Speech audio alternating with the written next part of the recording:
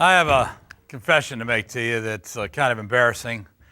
I was getting together with our guys that I teach Knights of the 21st Century with. We have a 6 o'clock start for one group of guys, and about half our guys meet there, about a third meet there, and then of the 1,200 guys that meet, the other meet on Thursday night. And it was early in the morning.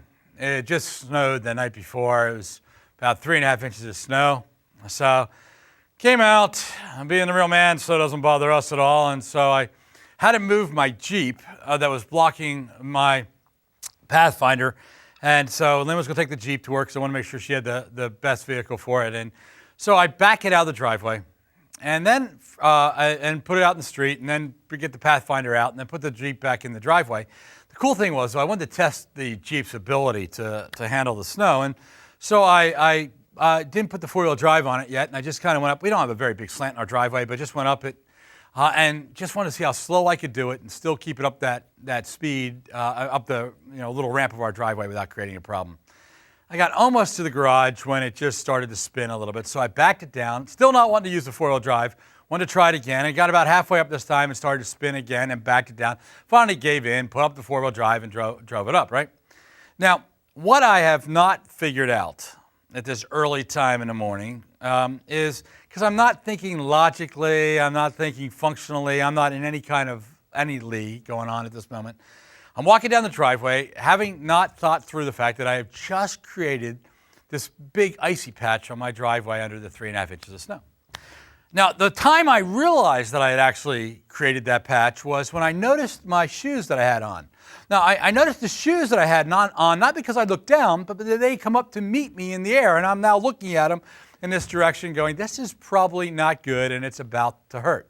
As I fell on my butt first, which was good, because there's some reasons for it. I have a smaller butt. Now, I know a lot of you say, turn around, Keith, we've seen it. It's not small. But it actually is. I'll explain to you some things and how that fits with my family history. But I landed on that, then hit my elbow, which hurt, and then hit my head, which rattled my teeth, all right? But the weird part is I'm laying in the snow there going, assessing everything. I suddenly had this weird reality. I've just slipped, hurt myself, and my wife is sound asleep in bed, 4:30 in the morning, does not know it. It's important that she knows it. These are sympathy moments where I can get an awe and a mother-like care happening in my life, And so I roll over and I crawl. Really manly.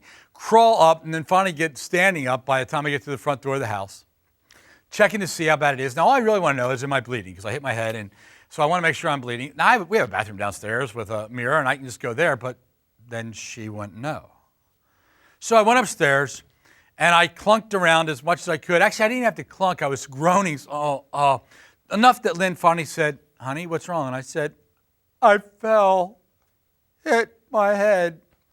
She did not respond motherly to that. She said, are you okay? And I said, yeah. And she rolls back over and goes to sleep, all right? So all of my plotting wasn't really working out at this particular point for sympathy. But now I've made it myself a little bit later. No, I got to drive through some snow to get there on time. And so I go back down the driveway. And you think I'm going to slip on the same thing. But no, now I'm thinking sort of clearly. I've rattled my butt, my elbow, my head. So I'm sort of thinking clearly. But I get almost to my car, and I realize that I don't have my car keys. And I'm thinking to myself, I had my car keys after I dropped the Jeep off, walking down to the Pathfinder. And I realized that I had lost them as I fell. It went flying. And now 3.5 inches of snow. Now, fortunately, with some detective work, I was able to find in my neighbor's yard a little spot where keys had disappeared. I was able to find my keys. Now, I'm realizing, though, that I haven't got the sympathy that I needed from my wife. So when I arrived to speak in front of 400 guys, I am now going to have to groan a little bit more so that sooner or later somebody says, what happened? Well, I fell because something about me says, if I'm going to be a klutz, if I'm going to be a moron, I at least got to get some sympathy. Now, I will tell you that this has a lot to do with my genetics. It has an awful lot to do with who I am. As a matter of fact, I'll tell you that not only does it have a lot to do with who I am and my genetics and how I think, it actually has something to do with the way I operate as a human being naturally. There are parts of me that can't change. Do you know that? There are parts of me that are just locked in. There are parts of your genetics that just are locked in. You can't do anything about them. They're just who you are. And in those genetics, in those parts, you and I have to come to grips with those. Now, I want you to also know that there are parts of our genetics that we can do something about, and we have to do that. So learning to differentiate between the rusty lock and experiencing what is freedom from in your genetics is something that you and I are going to be responsible for. Now, why are we dealing with this today? Last week we talked about thinking outside the box, remember? The whole concept is I'm going to learn to think differently. You're going to have to think differently about who you are, because so often as a knight, I feel like I'm a non-athlete. I have two of my sons are phenomenal athletes, naturally. Two of my other sons are phenomenal workers at their athletics, and they've all done just an amazing level of giftedness. My youngest son is one of those guys that his giftedness lends himself to music and creation, creative stuff, arts. He's just really amazing. We went for a ride together. He was learning to drive and went for this ride. And the whole purpose, we drove like about 3 hours one direction and 3 hours back another, was not just to teach him to drive, but just to be together. And I was amazed at all that he was, all that his genetics had put into him that were missing in me or missing in his brothers. And so it's learning to understand who they are. Well, I will tell you that when it comes to the athletic gene, my kids got it from Lynn, not from me. When it comes to the music gene, they got it from her, not me. When they get the kind of you're out of your head crazy moron gene, that's me, all right? So there are things that you can change about you, and there are things that you can't. We're going to talk through that. Now, I have some encouraging words for you. If you're thinking in terms of all right, I'm not necessarily this kind of a guy like athletic or enjoy working out, I have great news for you. There was a study done by scientists. Now, if you're a scientist, way to go. What a profession. I love your profession. You're either always researching things that nobody cares about, or you're giving the rest of us excuses in what you're researching so that we don't have to care about certain areas of our life. It's a great concept, great profession. Here's a study they did.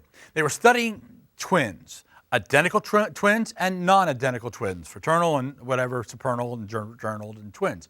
As they're studying these, they're studying to see how their genetics work out. Now, if you're identical, you have more genes in common than if you're not identical in twins. They discovered that in looking at twins that are genetically very close, identical twins, that if one of them has a propensity to work out, the other one tends to. But when they're not identical, they don't have that same thing. And so all of a sudden the scientists concluded that there's a workout gene. Yep. Some of you have it. Pump the iron, you love it, makes you feel good. Guys like me who hate the workout, I don't have the gene. It's not my fault. Last year I found out that there was a fat gene. It's not my fault. I love all this stuff. Now, you know what? To be truthful, there probably are realities to these genetics. As they study this out, there are things that are true about this, but one of the problems is we tend to use these as excuses. There are some genes that you're locked into. You can't do anything about. There are some genes that you can do something about. Whatever, it ties us together very uniquely. Do you know that you share certain genetics with your children that are naturally born or your parents that are naturally born together? And as a result of that, there's a greater propensity to care for that being, like Cindy Palin. Well, Cindy Palin, she was going through this time when she was horseback riding with her children, her youngest being 6. They were attacked by a cougar. The 6-year-old's first, his horse was attacked, and he was finally pulled off the horse. He is about to die. This cougar is relentless. She comes up, and she attacks the cougar herself. And for an hour, will fight the cougar, while her 2 older children take the 6-year-old back down the road, get it to a truck. By the time everybody gets back with a weapon to take out the cougar, Cindy's almost dead. For 1 hour, she fought that cougar to keep her children safe. That's a parental instinct. That's all the things that go with that. But it also, there's deep blood ties that genetically occur. So that your aunts and uncles, you might have a quarter of your genes in common, whereas with your blood relatives, you might have half your genetics in common. The ties that go with that. There are parts of things about us as human beings that cause men to run into a hail of bullets to go rescue guys that are in trouble that they hardly even know. There's this bonding, that the responsibility, nobody left behind kind of thing. You know, there's heroic parts to whom a man are. When the World Trade Towers fell, there was a guy by the name of John and Mike who were coming down off the 81st floor. Came across a woman named Tina who was in a wheelchair on the 67th floor. While the World Trade Towers are burning, while it's apparent that everybody's in danger, these 2 men carry her down 67 flights of stairs. boy, the heroic side of that, it's built within you. It's not just the height of nobility, which it is, but there's something inside of us that's built to do that. We're going to explore some of those things together. And as we explore them together, here's what I want us to think in terms of. I want us to think about what are the areas of you that you can change and what are the areas that you can't. Because it has everything to do with your freedom as a knight. The areas that you can't change, that are locked in, that cannot be moved, when you accept those, you're going to do great. And the areas that can be changed, and you start to alter them, you're going to think outside the box and be able to do some very, very creative things. So we're going to work through that together. So let's take a look at what's in your genes. All right, Roman numeral 1 says, what are genes and how do they influence us? That's a great question. How does the knight respond to his own personal genetics? A, genes determine height, the color of our skin, hair, eyes, as well as many other aspects of our appearance. They also affect our health, mental abilities, and natural talents. Genes are responsible for each of these aspects within varying degree of impact in our body. Now, there are certain things and that we've just listed there that you can't in any way change. You can't change your height. You can't change really your skin color. You can't change your eye color, your hair. There are certain things that are naturally there you can't change. You might have a propensity to have more opportunity to have cancer than another individual because of your genetics. You can change that by your diet. You might have the non-exercise gene, but you can still exercise. You can have whatever certain things that you can change and certain things you can't. And as you begin to learn the difference, it's going to free you up as a knight. And so let's walk through some of those together. Consider this. B, regardless of its genetics, a knight realizes that, 1, God has ordained a specific genetic pattern for him. One of the greatest news you're going to receive as a guy is that God has this awesome pattern for who you are and what you are as a man. And that pattern that he's given you, that opportunity that you have, is that this is a design. Now, you might have a problem with God and his design, and that's between you and him. That is when you get to your soul and your spirit, and you have to kind of work on that whole vertical connection. But the reality is you're not a mistake. You're not the result of God having a bad day in heaven. God's not up in heaven trying to make a baby one way, and then all of a sudden something goes bad and he gets upset and he smacks you, and that's you. You're not the result of that. God ordained and designed you the way you are very, very deliberately. There's actually a tremendous amount of comfort in that when you have trust of God. It's a little tricky when you don't, but the reality is you're going to settle into understanding who you are and what you are better. Look at number 2. God has a specific plan in his life in keeping with his genetics. God has a design for you very specifically to go with your genetics. And that design will free you, will allow you a level of freedom because he says, I needed you to be this height. I needed you to have this kind of genetic world. It allows you just the opportunity to go, okay, I can move about with freedom, knowing that this is not an accident, not a mistake, and there's a purpose for it. There's a plan. One of the great lies I think we believe as men is that I'm not enough. I'm not good enough. I can't accomplish enough. I'm not, and we measure enough on so many levels. God says, just so you know, you are enough to me because I made you the way I needed you to be for you to be all that you could be and impact the force at the highest level you can impact it at. All right? Look at number 3. God does not appear to value genetic outcomes the same way we do. There's an interesting story in where God is communicating with one of his people named Moses. And in that story, it's in your nightly news, and in that story, God says, I want you to understand that when I make somebody and they can't speak, when they can't see, or they can see and they can speak, whatever I make, I've done it. It's my design. Now, that means that when I look at somebody and say, that's not perfect, it's not designed the way we would design it, we have to then wrestle with God. But he says, I just don't value the same things you value. Let me give you an example. I think you know my son works for Special Olympics, and in it, he works with a number of amazing athletes, and many of them have Down. They're Down syndrome kids. Some of the most loving, caring people that I would rather spend hours and hours with that personality and the depth of their love than many other personalities that we would call normal. God speaks deeply into that when he says, just so you know, I value things very, very differently. And so if your genetics have left you impaired in a certain way compared to another person, God's not sitting there going, I screwed up with you, and I know you have to work it out with him, but he's saying, I got a plan, and I value you as you are. When that happens, there's a freedom that you're going to have and an understanding. I want you to consider this. He has an awareness of his tendencies. A man who has a good sense of who he is as a knight has an awareness of what tendencies, what direction he goes to. Do you know that you have a tendency, a DNA towards being a hero? You actually have it. So that when you're a little kid and you always wanted to rescue somebody, it's in your DNA. It's in your genetics.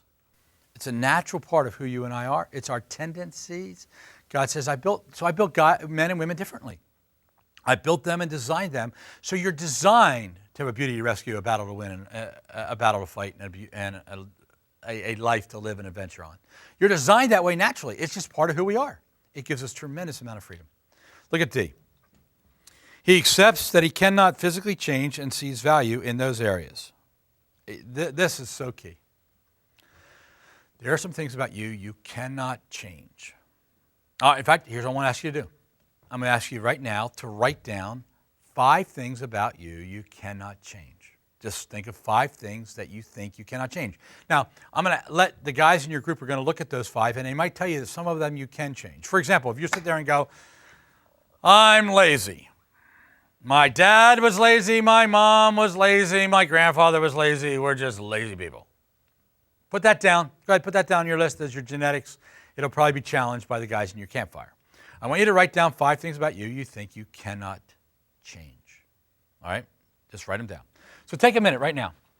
Write down 5. And as we go throughout this time, if you can only come up with 3 now, keep thinking, because sooner or later you'll think of a 4th one, 5th one. What are the things about you can't change?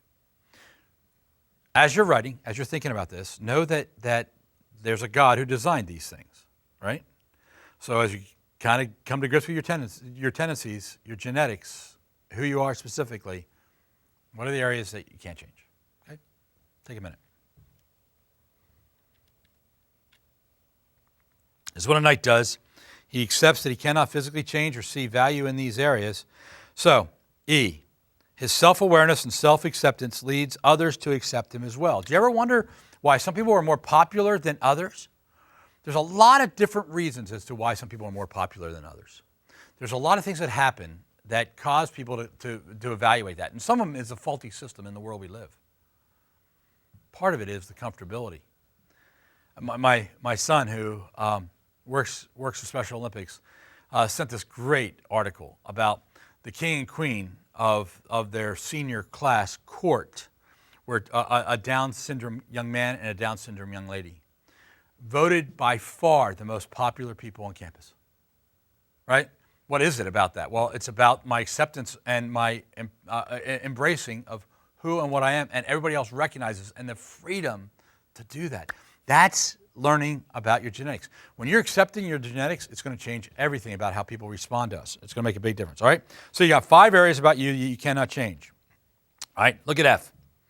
He is able to respond graciously to others when they are genetically challenged. Now, this is going to get fun for us. You're going to be able to graciously respond to guys that are genetically challenged differently than you are. So let's say you go in your group and you share 5 things about you that you've never really told anybody that you can't change. And you share those 5 things. The guys around you that are knights are going to be okay because there's not prejudice involved here.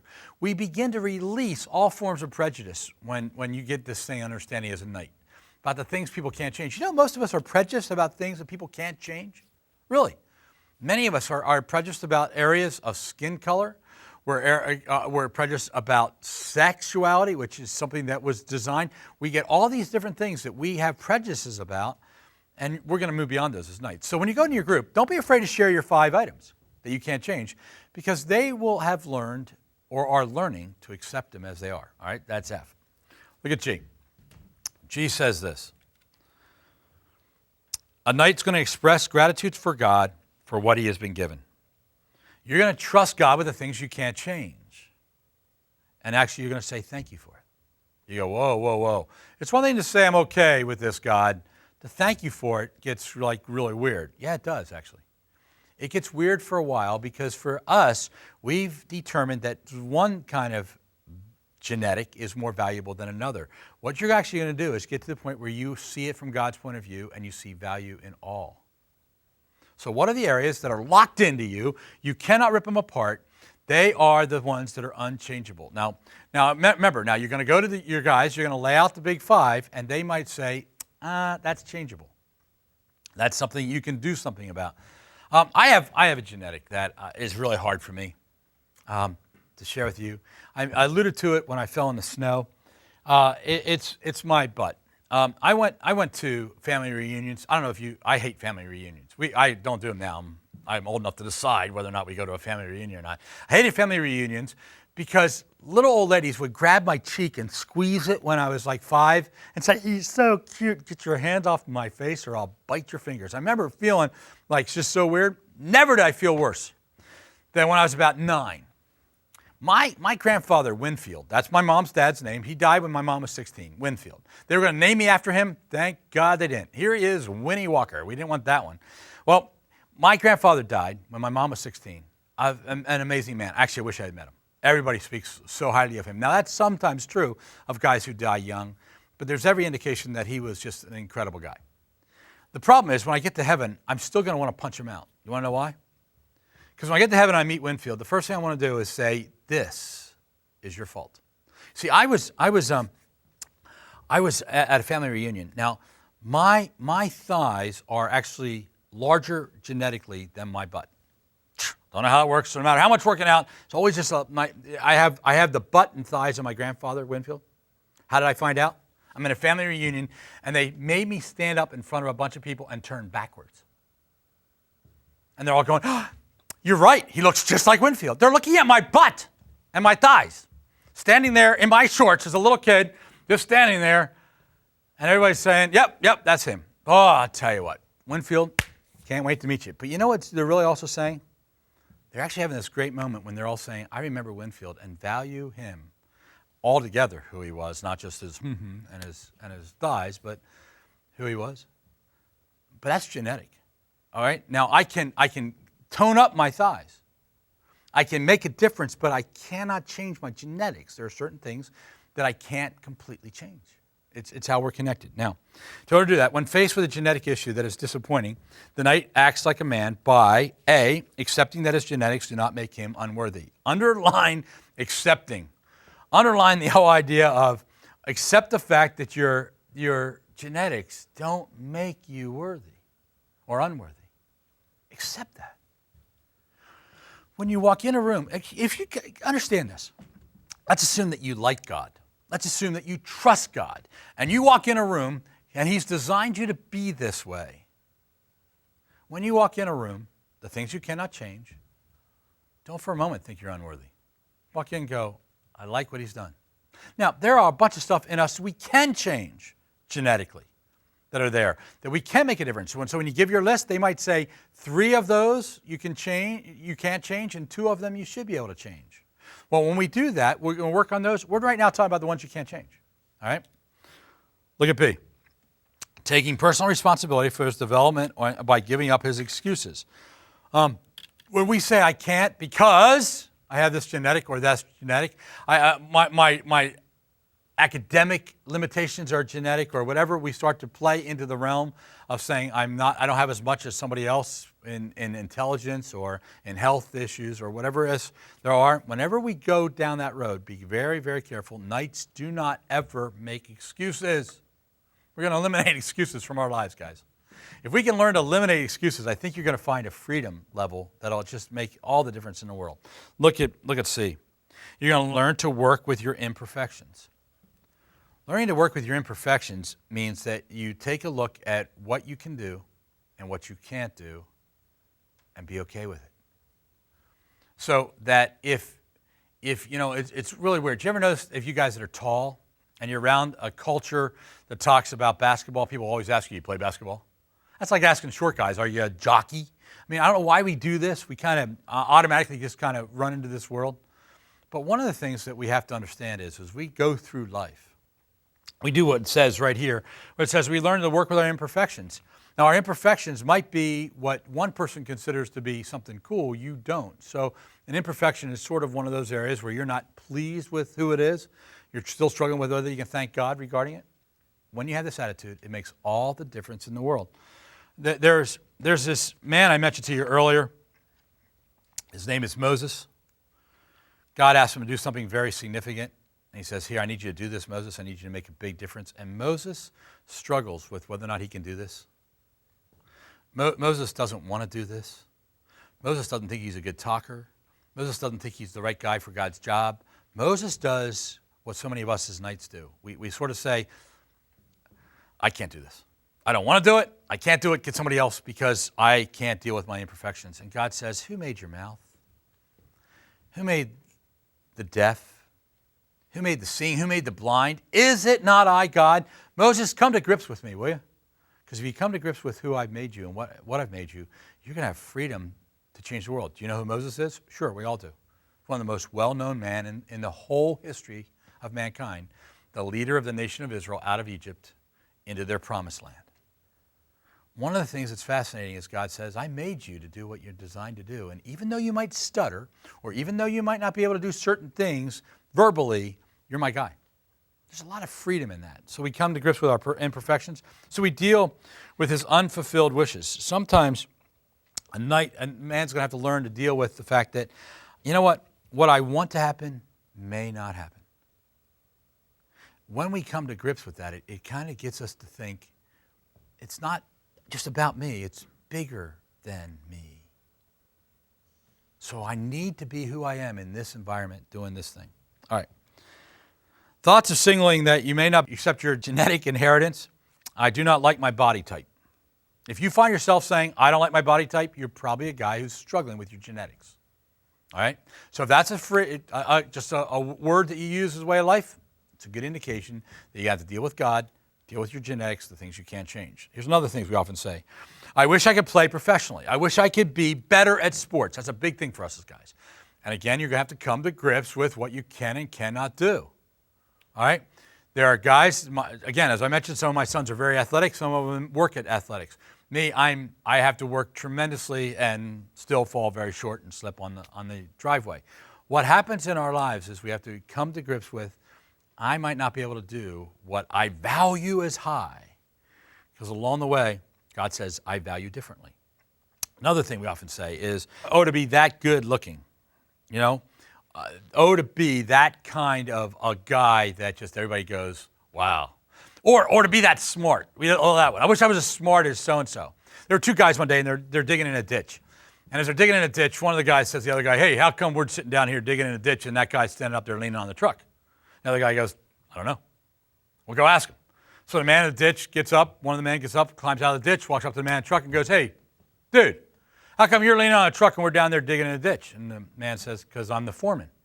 And he goes, oh, okay. And he walks down into the ditch. And as he walks down into the ditch, the guy goes, so why is he up against the truck? He goes, he's the foreman. The other guy goes, what's a foreman? I don't know. And why does he get to be the foreman? I don't know. Well, go ask him. So he gets up, climbs up back out of the ditch, and he walks up to him and he goes, hey, how come you're the foreman? And the foreman goes, intelligence. Oh, okay. And he climbs back down to the ditch. As he gets down there, the guy in the ditch says to him, okay, so why is he the foreman? He says intelligence. What's intelligence? I don't know. Go ask him. So he climbs up out of the ditch, he goes, sees the guy, and he goes, Mr. Foreman, what's intelligence? And the foreman thinks for a moment and then puts his hand against the truck, and he says, here, hit my hand. The guy goes, okay, lets it one swing. The foreman pulls his hand away from the truck. The guy hits the truck with his hand. Ooh. The foreman goes, dude, that's intelligence. The man goes, okay. So he walks back down. He gets down there, and his buddy says to him, hey, what's intelligence? And the guy thinks to himself, this is my chance. So he goes, here, hit my hand. Okay, now what happens at that moment is we might not all be genetically at the same place, but it's okay. Some of that we can improve. Some of that we can change. Some of it you can't. And we come to grips with who we are and what we are, you're going to be so much healthier as a man, as a knight. All right, what are some steps to being an example despite the influence of your genetics? A, using your core voice, respond in gratitude for how you've been uniquely made. Have you ever seen the movie Chariots of Fire about Eric Liddell and Harold Abrams, 1924 Olympics in Paris? Two guys that competed against each other. The one guy, Harold Abrams, is trying to prove something. Always about his genetics, trying to prove, and it leaves him feeling just sort of disconnected. The other guy, when he runs, he says, when I run, I feel God's pleasure. And they come to grips with who they are and their genetics. It's the voice within Eric Liddell that says, when I am doing this, man, I don't care whether I win. I'm not trying to prove something. I'm trying to be something. The voice in which I was called to be. Amazing scene. Harold Abrams wins his race. Eric Liddell wins his race in the Olympics. One guy is cool and fine. The other guy struggles because when he won, he didn't get everything he thought he would. In other words, guys who try to prove something and don't find anywhere near as much satisfaction because their voice, their real voice, isn't being dealt with. When I run, I feel his pleasure. Isn't that amazing? Look at B. Respond to your genetic influence with an iron will of self-determination. Whatever you have genetically that you can change, man, work on it with strength and character and heart and build that part of you up. Things you can't change except before God. Things you can, determine that you will. Look at C. Utilize your genetic strengths and gifts to bend the forest. Understand that all that you have from God and the things that you can alter from God are designed for you to impact. It's always about impact. It's always about making a difference in the world in which we live. Look at D. Choose to develop your strength zones and seek support in your areas of weakness. Allow people to come alongside you and help you and encourage you. You know what? Why we need teams? We need guys around us that can help us to move forward. And that's all about genetics. Genetics are about the fact that God says, I'm putting you in units and teams to do things, and you have strengths and weaknesses that become very valuable to each other. For a moment, let's talk about instincts. Now, instincts, when we talk about instincts, we tend to talk about those a little differently because we talk about those as something like our drives. They just kind of go inside of us. And most of the time, for a night, your instinct comes under shadow influence, and that's what we've seen in spandex males for so long, that as a knight, we need to learn to pull the instincts apart from the shadow, that which is self-destructive and destructive of others, and let your instinct become what it's supposed to be. But most of the time we use the term instincts, it's not always as positive, where I will tell you that by God's design they are. So let's give a couple things about instincts. A, what are instincts? They are built-in primitive reactions that influence our survival. These patterns are not learned behaviors, but instead biologically inherited behaviors that include, one, all right, these primitive things include a fight or flight response, which is designed for self-protection. The desire to either run or fight. You got to know when to run with the bulls or don't get in the bulls at all. You know what I mean? If you're in that Spain thing, you got to know when to fight, when to flight. And that's actually an instinct within you. Guys, when it's not connected by your shadow, but actually connected to your core, this part of you really grows. It's really exciting because these natural instincts are there. They're inclinations. They're designed for survival. There's a couple other ones. There's the relationship bonds, which are designed to procreate, early learning, social support. There's this whole idea where we're connected to others. Guys, this whole thing of doing it alone, not being connected with other guys, not being connected with other people, not being connected as families and all the stuff that we keep messing up with in our culture, we need to really come to grips with the fact that, guys, this is genetically, just instinctively, just a natural desire for us to connect. So don't mess that up. Let God guides you in this whole area because that's part of who we're designed. Your body actually longs for it. Consider 3, pleasure-seeking and pain avoidance, responses that are designed to help motivate us. One of the things that I get excited about, guys, is the opportunity that's ours to say, okay, I can make a huge difference just by my natural inclination to do what feels good and what doesn't feel good. Now, it's always within the whole guard of the core, but you know what? Your body will tell you when you're overeating. I mean, there are certain things that we have to learn. Pain avoidance. Most things that we do that are pleasurable, and they feel good. Sexuality feels good. Everything else, food, getting rid of food on most days, all those things are good. what we have to do is understand that pain is also something, and that avoidance is something that helps us exist. It's our instincts, all right? So understand that. We're actually going to develop a lot of this when we talk about warrior next year, because a lot of things about warriors need to be controlling and dealing with their instincts. Look at this last point, B. The knight guides the impact of his instincts by attaching more core elements to his instincts and expressions. We're going to teach you to work off your core more than working off of just your shadow driving instincts, and I'm just driven, I'm a man. Because that's how we get called as selfish and self-centered and cruel guys, all right? Now, keep in mind that we're longing for knights who rise up and be men who accept themselves who they are and make a difference. There's a story that's really popular on the internet that's been passed around about Winston Churchill and about Dr. Fleming, who was the founder of penicillin. The story is actually not true, but it's been pushed around for a long time. And in the story, it's basically about how Fleming, when he was a kid, and Winston Churchill, when he was a kid, Winston Churchill got in trouble. His father rescued him. Fleming's father rescued him. As a result, Fleming gets educated by Churchill's father. And that story is just so great because then he goes on to find the solution to penicillin. Then Churchill needs penicillin to keep from dying. It's given, and how Fleming rescues the guy who rescued him. And it's just kind of this cool story. Now, it's not true, but it's a cool story. And the reason it's a cool story is because we're dying for stories like that. Can I tell you something really incredible? We don't have to make up false stories like that because you're sitting in this room. You are designed to be the man that the stories are written about. Heroic stories. Stories of men in their limitations, whether it's economic or whatever it is, rising up and making a huge difference. It's your genetics, your instincts, under God's control, with great freedom, doing what you were designed to do. It's time, guys, for you and I to write the stories. So as you go to your group, tell them the 5 areas you can't change in who you are. Talk about it, and you'll begin to write your story, the story that will be true. See you next week.